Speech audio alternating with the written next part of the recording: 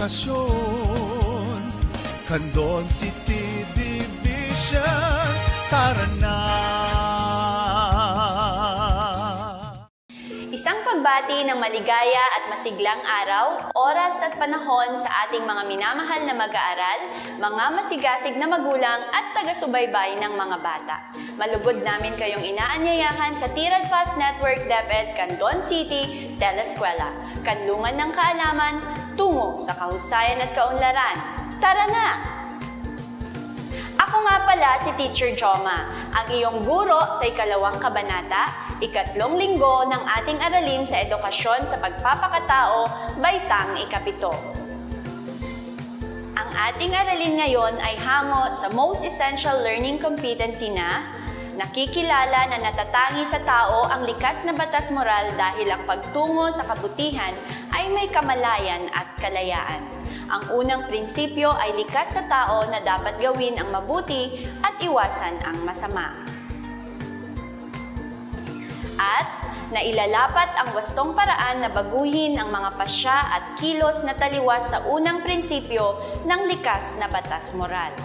Kaya, pagkatapos ng inyong panonood at pakikinig sa ating talakayan, inaasahan na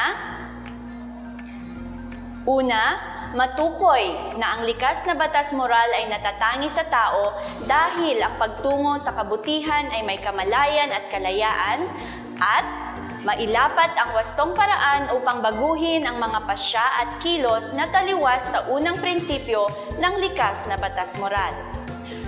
Para magkaroon kayo ng idea, narito ang mga gabay na tanong. Paano nga ba nasasabing tama ang isang kilos samantalang mali ang isa? Ano ba ang batayan sa pagpili o paggawa ng tamang desisyon? Paano mo maiiwasan ang paggawa ng masama o labag sa kautusan ng tao at sa Panginoon?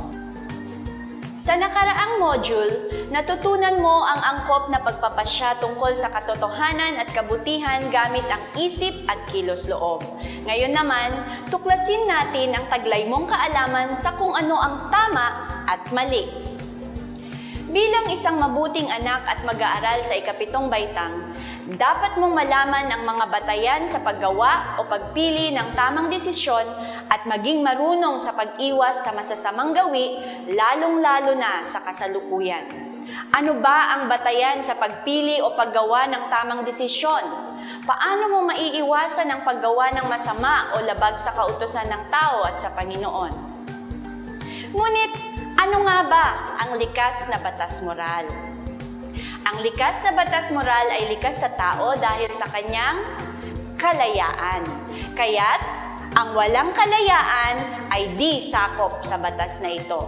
Nakasaad dito ang dapat gawin at di dapat gawin kaya't ito ang gumagabay sa kilos ng tao.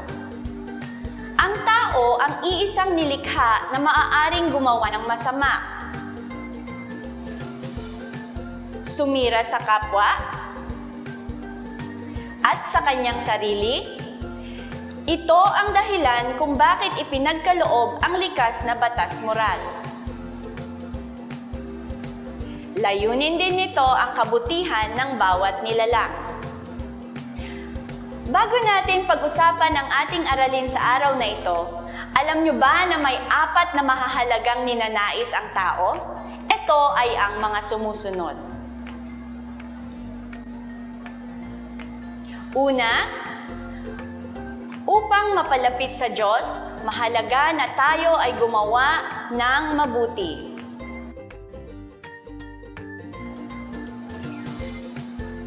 Pangalawa, sa pagnanais nating mabuhay ng maayos kasama ang ibang tao, mahalagang tama ang pagtrato natin sa kapwa. Pangatlo, gaya ng sinundan, bahagi ng pagtrato ng tama sa kapwa ang pag-iwas na makasakit sa kapwa at kalooban nito. Pang-4 at ang panghuli, upang matupad ang lahat ng ito, mahalagang makaiwas ang bawat individual sa pagiging mangmang. Kung ating titignan ng mabuti, ang likas na batas moral ay tila nakaasa sa paggamit ng konsensya o budhi. mga bagay na karaniwang sanggunian ng isang mabuting tao. So, ano ang batas moral? Ang batas moral ay tumutukoy sa mga batayan ng tao kung ano ba ang mabuti at masamang gawin. Ang basehan ng batas moral ay ang batas na walang hanggan o eternal law sa wikang Ingles. Ang batas moral ay para sa lahat ng tao dahil nakapaloob dito ang mga bagay na likas sa tao kagaya ng pagmamahalan, paggalang at iba pa. Ngunit ano ba ang kahalagahan ng batas moral? Ang kahalagahan ng batas moral, ito ay nagbibigay ng gabay sa mga tao sa tamang direksyon. Pangalawa, ito ay epektibo sa lahat ng tao, anuman ang relihiyon o paniniwala. At pangatlo, ito rin ay epektibo sa lahat ng tao, anuman ang lahi, bansa at kultura. Araw-araw, gumagawa ka ng maraming pagpapasya mula sa paggising mo sa umaga hanggang sa pagtulog sa gabi. Ang ilan sa mga desisyon ay pangkaraniwan lamang sa ating buhay. Subalit, may mga pagpapasyang nakasalalay sa iyong pagkatao at nakakaapekto sa kapwa. Kaya't nangangailangan ng malalim na pag-iisip. Para sa ating pagbubuod, ating sagutan ng ilang mga katanungan.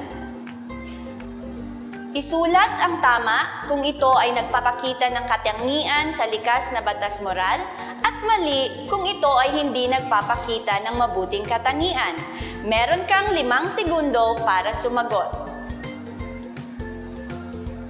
Una, ginagawa ko ang aking takdang aralin bago matulog.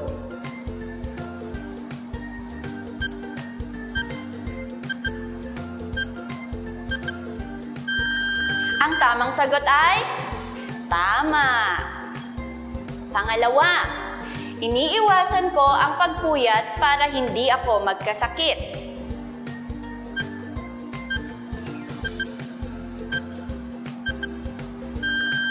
Ang tamang sagot ay tama.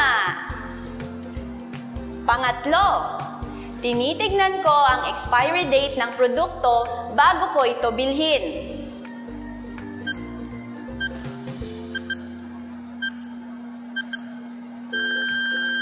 Ang tamang sagot ay tama.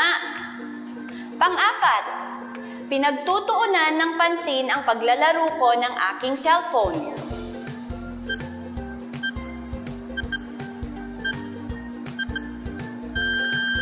Ang tamang sagot ay mali. At ang panghuli, pang-5, mag-aaral lang ako kung malapit na ang pagsusulit.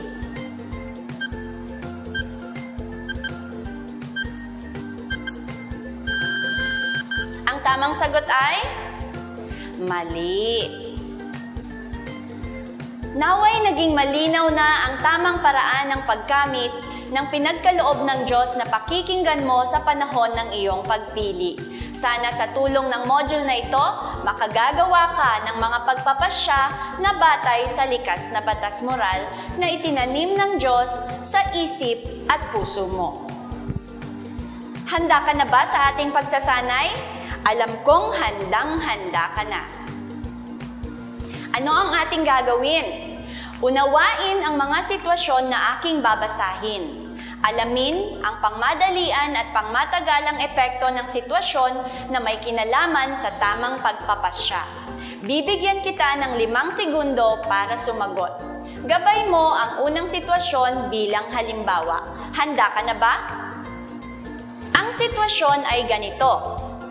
Kapag ibinulgar ko ang sikreto ng aking matalik na kaibigan, ano kaya ang pangmadaliang epekto nito? Meron kang 5 segundo.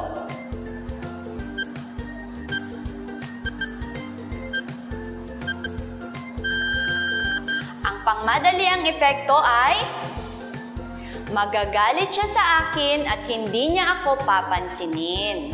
Ano naman kaya ang pangmatagalang epekto nito? Meron kang 5 segundo.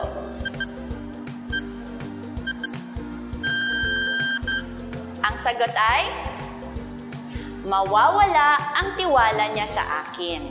Nakuha mo ba ang tamang sagot? Magaling! Pangalawang sitwasyon. Kapag ginagawa ko ang aking takdang aralin, ano kaya ang pangmadaliang epekto?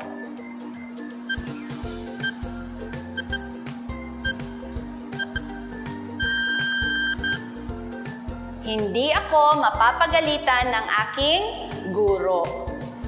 Ano naman ang pangmatagalang epekto?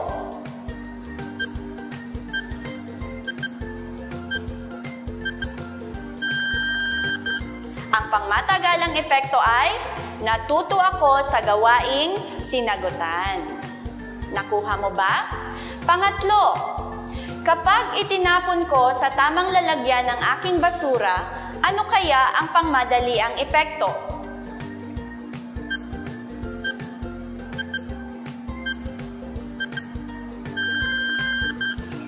Ito ay hindi mahihirapan ang mga basurero sa paglilinis. Ano naman ang pangmatagalang epekto?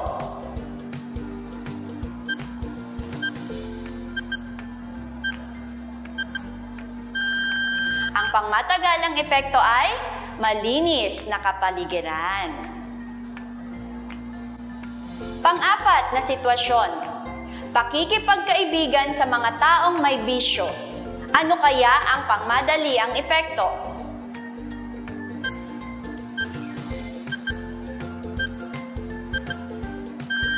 Ang pangmadaliang epekto ay panandaliang kasiyahan. Ano naman ang pangmatagalang epekto?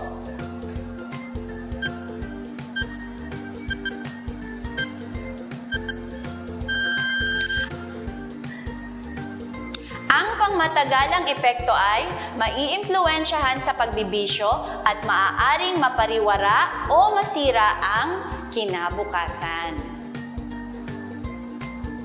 Kumusta? Mas lalo bang lumalim ang iyong pangunawa? Napakahusay! Binabati kita sa matagumpay mong pagsasakatuparan sa bahaging ito ng iyong gawain. Kung nais mo pang matuto tungkol sa ating aralin ngayong araw, pwede niyong bisitahin ang mga sumusunod na sanggunian.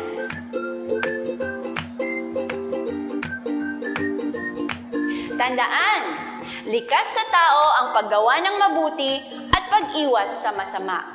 Hanggang sa susunod na aralin, muli, ako si Teacher Joma na nagsasabing sa edukasyon sa pagpapakatao, makabuluhan ang iyong pagkatuto. Hanggang sa susunod na episode, paalam!